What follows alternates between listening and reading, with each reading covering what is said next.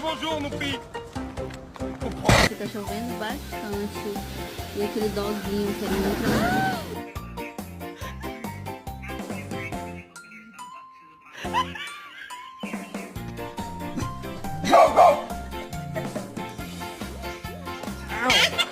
I'm pooping.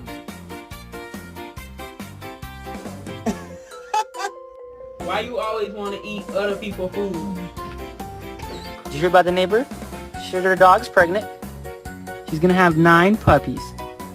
You know anything about that, buddy?